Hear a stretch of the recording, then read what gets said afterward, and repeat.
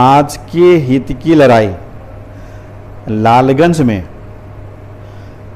पिछले 20-25 सालों में कोई नहीं लड़ा है। भाई भतीजावाद के चक्कर में पड़िएगा तो आज जो दिन दिख रहे हैं इससे भी और बुरा दिन देखने को मिलेगा। लालगंज की एक सबसे बड़ी समस्या है ड्रेनेज का। आए दिन कहीं जसवाल चौक पे किसी की हत्या हो जा रही है, तो कहीं सूर्याना मंदिर के पास किसी को गोली लग जा रही है, तो कभी जिया है के पास कोई को गोली मार के छीन लिया जा रहा है। कहाँ है लोग? अधिकारी को सबको खुश करने के लिहाज से वो सब काम नहीं हो पाया। पता मेन रोड में 2018 में जो मेरे ऊपर गोली चली थी, सबको पता है कि गोली किसने चलवाया। एक हमारे लालगंज के हैं नेता, उनको लिए आए लालगंज, कुछ मंदिर का निर्माण हो रहा है भरबन कराने के लिए, और उसी दिन एक दिन के लिए वो नगर पालिका गए और वो क्या किए कि 3 करोड़ 18 लाख रुपया सरेंडर करा दिए विभाग को। और यही कारण है कि किसी भी पदाधिकारी से मेरा आज तक अच्छा बनाव नहीं रहा, चूँकि सही बात हम सही वक्त पे सामने बोल देते हैं। गुदरी का है, हमको लगता है कि बात सबसे लास्ट में 7.5 लाख रुपए के राशि से शौचालय का एस्टीमेट लोग बनाया था। पैसा तो भुगतान हो गया, लेकिन आज जाके आपसे मैं कहूँगा कि जाके उस शौचालय का फ़ोटो खींच के ज़रा चलाइएगा। शौचालय का पैसा पास हो हाँ सर, हो चुका है कागज पे। हाँ सर, माने स्ट्रक्चर बना है। जब पूरा पैसा भुगतान मतलब कि आपका रेडी, माने चालू की स्थिति होना चाहिए। आप जाके फोटो चला दीजिएगा। में तो ऐसा कहीं मतलब कि अगर आदमी को बाथरूम जाना हो, हाँ, तो सर वो प्राइवेट लोगों के घर में जाते हैं। नहीं, बाजार में तो नहीं, बाजार में बताते हैं कुछ गलत नीतियों के कारण, जैसे शौचालय तो एक है सुलभ शौचालय बीच, हाँ भट्टी पोखर चौक पे है। एक शौचालय आपको सुलभ शौचालय तिनफुलवा पे भी है, कम लोगों की जानकारी है। लेकिन हम लोगों ने चाहा था कि कुछ वैसे जगह पे हम लोग निर्माण कराएं जिसमें आपको आबकारी वाला जो ऑफिस है, संजय होटल से आगे जो आप जाते हैं अगरपुर की तरफ घुसते हैं, तो दाहिने मुड़ने पर आगे एक गली है, गली बहुत बड़ा नाला है। तो हम लोगों ने प्रस्ताव दिया था कि उस पर एक शौचालय बन जाता, ताकि दूसरा स्लाटर हाउस है उसमें भी हमने चाहा था, लेकिन इच्छा शक्ति की कमी की वजह से वो सब काम नहीं हो पाया। नल जल सरकार की सबसे महत्वाकांक्षी योजना थी। नल जल की आपके वार्ड की अगर बात की जाए तो क्या स्थिति? देखिए, नल जल हमारे वार्ड में जो फर्स्ट फेज में हुआ था, तो जितना सरकार का टारगेट था उससे कहीं ज़्यादा ही हुआ और बेहतर तरीके से चल भी रहा है। सेकेंड फेज में जब टेंडर हुआ, उसके बाद से पिछले साल बांध टूटने के कारण जो शहर में पानी का जो प्रवेश हुआ था, तो लगभग सब जगह पाइप बिछ चुका है, कुछ जगह एरिया मिसिंग है। जो संवेदक के द्वारा यह आश्वासन दिया गया है, पदाधिकारी को ही मैंने बोला, पदाधिकारी के स्तर से संवेदक को लेटर भी लिखा गया है कि जितना जल्दी हो सके काम को पूरा कर दें, तो वो भी हो ही जाएगा। तो मैं कह सकता हूँ कि मेरे बारे में पानी की समस्या कभी नहीं रही। मैं बताऊँ, जैसे हमारे यहाँ अगर पैसा न हो तो हम किसी को जाके बोले कि हमारे यहाँ फंड नहीं है, फंड दिया जाए। यहाँ तो ऑलरेडी पैसा पड़ा हुआ, फंड रहते हुए राज योजना का पैसा 4 करोड़ 35 लाख रुपया 2018 में आया, जो घाघरा पुल के नज़दीक से गांधी चौक होते हुए, थाना रोड होते हुए, उदनिया पीर होते हुए रेपुरा तक बनना था। उसमें रोड का चौड़ीकरण भी था, दोनों तरफ से नाला भी था, ठीक है। लेकिन वही अफसरशाही, एक तो पहला मिस्टेक हुआ क्योंकि हमारे वार्ड नगर पंचायत में नेता बहुत है, आप एक से एक बुद्धिजीवी लोग हैं। तो उसमें एक टेक्निकल पार्ट क्या था कि रोड चौड़ीकरण होता तो जो पहले से इलेक्ट्रिक पोल है तो उसको शिफ्टिंग कराना था, ठीक है। तो उसके लिए विभाग ने उसी एस्टीमेट में लगभग 40 लाख रुपए का प्रोविज़न कर दिया था, उसका एस्टीमेट अलग निकाल दिया था। अब हमारे यहाँ तो भाई एक से एक प्रबुद्ध लोग हैं तो उन लोगों ने आनंद फानंद में इलेक्ट्रिक विभाग को लिखा कि भाई हमारे यहाँ ऐसे ऐसे पोल शिफ्टिंग कराना है, ताकि ये हो जाएगा तो हम टेंडर के प्रक्रिया में जाएंगे। तो बिजली विभाग भी देखा कि भाई अब तो एक अच्छा अपॉर्चुनिटी मिल रहा है, तो उसने 1,45,00,000 रुपए का एस्टीमेट बना के भेज दिया। मतलब 1,45,00,000 ले लिए, 1 करोड़ से ऊपर का था, इतना मैं कन्फर्म हूँ। अब कार्यपालक ने कहा कि भाई अब मेरे पास 40 लाख रुपया ही है, 1,45,00,000 का आ गया है, ये कैसे होगा? हम कि जो आप पत्राचार किए हैं, जो आप लेटर भेजे हैं, आप हमको सब दीजिए। चीफ महोदय के पास पहुंचा, संजोग से उनके गेट पे मैं गया तो कुछ लोगों के साथ मीटिंग कंडक्ट कर रहे थे, लेकिन फिर मैं खड़ा हो गया, नज़र पड़ा तो स्वाभाविक है, पूछे क्या होगा? सर 2 मिनट समय चाहिए। तो बुला लिए हमको, बोले क्या मामला है? हमें सर ये समस्या है। बोला कि आपके यहाँ जो पॉल शिफ्टिंग होना है वो किस टाइप का पॉल है, लोहे का है कि सीमेंटेड है? सर सीमेंटेड है। तो खूब आग बगला, मैंने पूरा क्रोधित हुए, बोला किस बेहुदा ने ये बनाया है? ये जो एस्टीमेट बना दिया है, जो हाईवे पे 4 लेन पे जो रेलवे वाला जो आता है लोहे का, जो एक का पड़ता है 54,000 रुपया, तो वो तो पूरी जाएगा कि आप 20 लाख दीजिए ना, हम शिफ्टिंग करवा देंगे। वहाँ से आए, हम कार्यपालक को बोले कि आप किस फेरे पड़े हुए हैं, ऐसा ऐसा बात हुआ। बोले कि आप इलेक्ट्रिक पोल शिफ्टिंग कराने का जो है आप विभाग को लिख दीजिए और आप टेंडर करा दीजिए, उसका काम है। तो कैसे कराए? टेंडर में गया भी, फिर टेंडर कैंसिल हो गया, फिर हुआ कि दोबारा जाएगा। माने आप सोच सकते हैं कि टेंडर कैंसिल होने का कारण क्या होता है? आप देखिए, अब विभाग का बुडको है, डूडा है, ठीक है, पदाधिकारी कार्यपालक हैं। पहले तो अध्यक्ष उपाध्यक्ष को सरकार के स्तर से बैठक भी कराई जाती थी, वो सब भी बंद हो गया। चूँकि हम लोग जब थे तो हम लोग प्रश्न करते थे, सवाल बनता था जनता का, तो हम लोग उनसे पूछते थे। तो वो लोग का हुआ कि बड़ी लोग प्रश्न करता है, इसलिए अब उनको बुलाओ मत। तो बुलाता है किसको? कार्यपालक को। बैठता कौन है? IAS अफसर। अब एक IAS अफसर के पास हमारे कार्यपालक का लेवल समझ रहे हैं ना, वो कभी कुछ बोल ही नहीं सकते। वहाँ तो से यस सर, यस सर। किसके अंदर हिम्मत है कि जाके वो इस IAS से प्रश्न करेगा? दुर्भाग्य है। बैठक कराना तो जनप्रतिनिधि का, जनता से जुड़ा हुआ जनप्रतिनिधि है, तो जनप्रतिनिधि उस जनता का सही आवाज़ उठा पाएगा। कार्यपालक को क्या फ़र्क पड़ता है? काम आपका हो नहीं हो, कोई फ़र्क पड़ता है तो बताइए। अब वो एक IAS बैठा हुआ है सचिव स्तर का, कार्यपालक का हिम्मत है उसे पूछ देगा कि सर ये काम क्यों नहीं हो रहा है? कभी नहीं पूछेगा।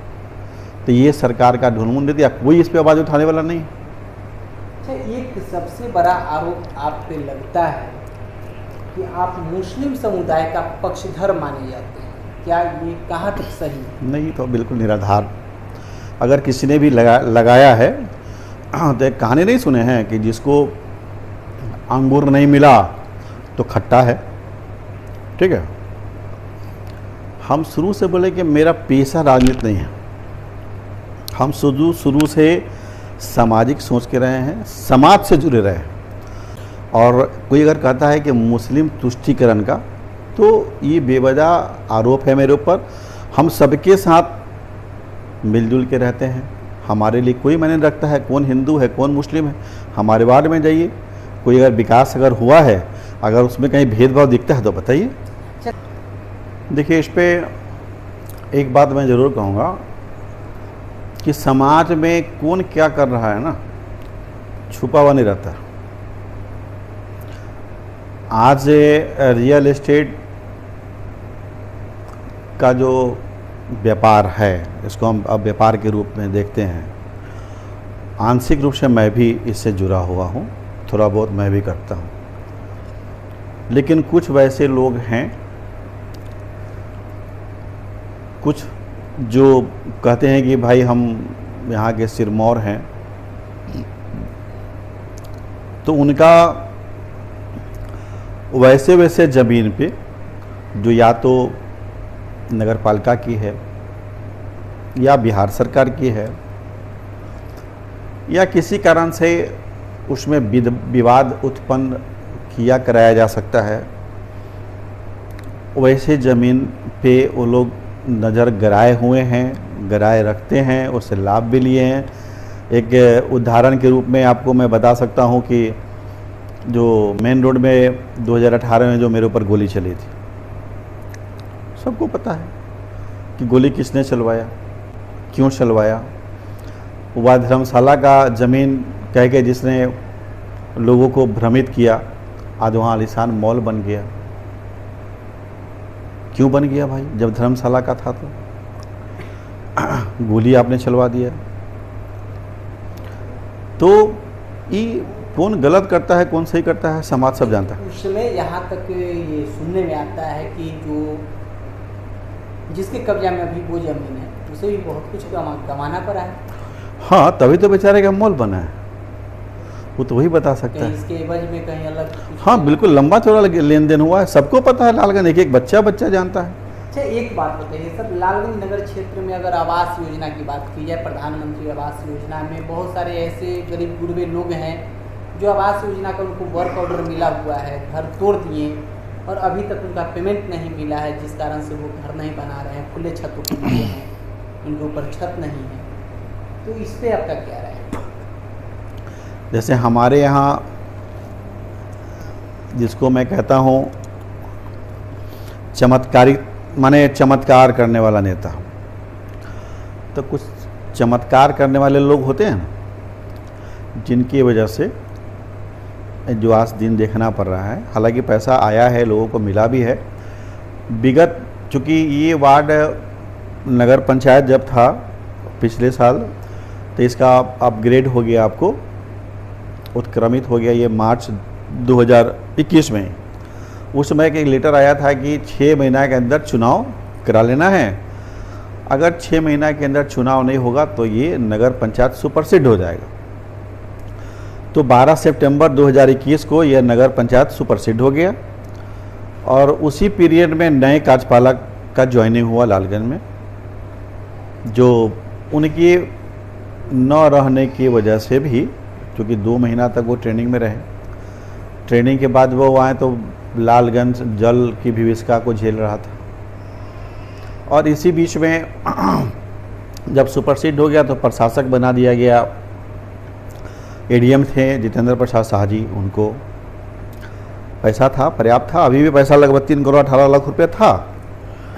तो पूरे जल जमाव की जो विभीषिका थी, लोग त्राहिमाम थे, वो नहीं आए लालगंज, एक दिन भी सूद लेने नहीं है। एक हमारे लालगंज के है नेता, उनको लिए आए लालगंज, कुछ मंदिर का निर्माण हो रहा है भरबन कराने के लिए, और उसी दिन एक दिन के लिए वो नगर पालिका गए और वो क्या किए कि 3 करोड़ 18 लाख रुपया सरेंडर करा दिए विभाग को। 3 करोड़ 18 लाख रुपये चला गया। अब सरकार का नया आ रहा है कि केंद्रांश भेजिए, राज्यांश भेजिए, तब मैं पैसा भेजूंगा। वो 3 करोड़ 18 लाख रुपये रहता तो कम से कम अगर लाख रुपया भी अगर होता लोगों को, तो कम से कम 318 लोगों को तो मिल जाता कि पानी की निकासी शहर का कैसे हो। इसके लिए हम लोग 2 बार टीम बुलाए, डूडा का टीम आया, डूडा तब खत्म हो गया, बुडको हो गया। तो आज सुपरसीड होने के बावजूद भी हम लोग संपर्क में रहते हैं और कोशिश रहता है कि एक जो जल की जो समस्या है ना, जल जमाव का, क्योंकि एक भी ड्रेनेज आपका मैं कह सकता हूँ कि वो सही नहीं बना है, जिससे पूरे शहर का नाला का निकासी अच्छे ढंग से हो जाए, मैं कह सकता हूँ। दूसरा, जब हम उपाध्यक्ष थे तो बैठक होती थी सचिव स्तर का, तो हम वहाँ प्रश्न उठाते थे। मैंने एक बात कही थी उनसे कि जब एज एजुकेटिव हमारे यहाँ बैठते हैं तो एक आरटीपीएस सेंटर हमारे नगर निकाय में भी होना चाहिए, क्योंकि प्रखंड और अंचल में होने से क्या होता है कि शहर के लोगों को वहाँ जाना पड़ता है, और प्रखंड में क्या है कि वहाँ के ग्रामीण स्तर के जो जनप्रतिनिधि होते हैं वहाँ उनकी बैठकी होती है, तो अपने यहाँ का काम वो त्वरित करवा लेते हैं। शहरी क्षेत्र के लोगों को वहाँ तक कोई है नहीं सुनने वाला, सुन लेने वाला, तो अपने स्तर से लाइन में लगे हुए हैं, जा रहे हैं प्रोसेस से। अगर अपना आरटीपीएस काउंटर हो जाए, जब हम जन्म मृत्यु प्रमाण पत्र निर्गत कर सकते हैं, तो हम आवासीय जाति क्यों नहीं कर सकते हैं? तभी लालगंज नगर परिषद के जो भी नगर परिषद के राजनीतिज्ञ हैं वो जनता की समस्याओं को लेकर, जनता के मुद्दा को लेकर धरना प्रदर्शन पे क्यों नहीं बैठते हैं? ये सही क्वेश्चन है आपका। अच्छा, हम जनप्रतिनिधि हैं तो हम सेवा के लिए गए हैं ना, हम सेवा के लिए चुने गए हैं। मेवा तो हमको चाहिए नहीं। कभी आप सुने कि संसद का चुनाव हो रहा हो और संसद भवन खोल दिया गया हो सांसदों के बैठने के लिए? नहीं। तो जब नगर पंचायत सुपरसीड हो गया, अब न कोई अध्यक्ष रहे, न कोई उपाध्यक्ष रहे, न कोई वार्ड पार्षद रहा, तो उस चेंबर से क्यों मोह है भाई? आप कार्यपालक का चेंबर बना हुआ है, उसमें जाके बैठ सकते हैं। और ये जो कुछ लोग जो कलाकार लोग हैं, तो वो कलाकार लोगों का अपना एक तैयारी होता है। चूँकि समाज के हित की लड़ाई लालगंज में पिछले 20-25 सालों में कोई नहीं लड़ा है।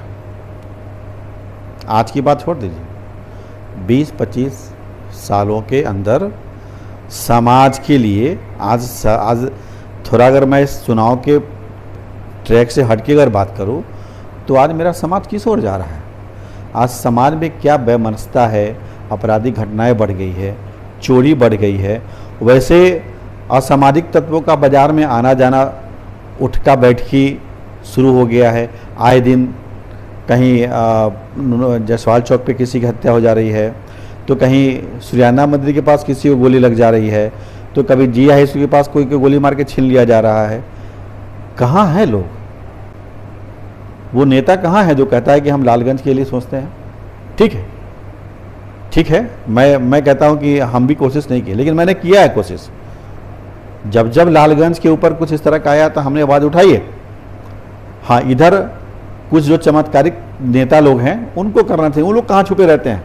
इसलिए छुपे रहते हैं, फ्रंट पे नहीं आते हैं कि उन लोगों के साथ उनका अच्छा गठजोड़ है। अगर आप पिछले 10 साल का इतिहास उठा के देखिएगा और आपराधिक का रिकॉर्ड निकालिएगा, सबका नाम अगर थाना से निकालिए और उस व्यक्ति के यहाँ कोई फंक्शन हुआ होगा उसका वीडियोग्राफी मंगवाइएगा और देखिएगा कि वही व्यक्ति उसके यहाँ दिखाई देगा आपको। उसके यहाँ अगर वीडियोग्राफी हुई होगी तो वही व्यक्ति दिखेगा आपको। हम नाम नहीं लेंगे किसी का, लेकिन अगर हमारी बात जो सुनेगा वो समझ जाएंगे। लेकिन आज भी मेरे अंदर वो दर्द है और मैं इस चुनाव में जनता से यही आह्वान भी करूंगा कि जो समाज को जोड़ने वाला है, जो समाज को तोड़ता नहीं हो अपने स्वार्थ में, वैसे लोगों को वोट दीजिए, चाहे वार्ड का हो, अध्यक्ष का हो, उपाध्यक्ष का हो। भाई भतीजावाद के चक्कर में पड़िएगा तो आज जो दिन दिख रहे हैं इससे भी और बुरा दिन देखने को मिलेगा।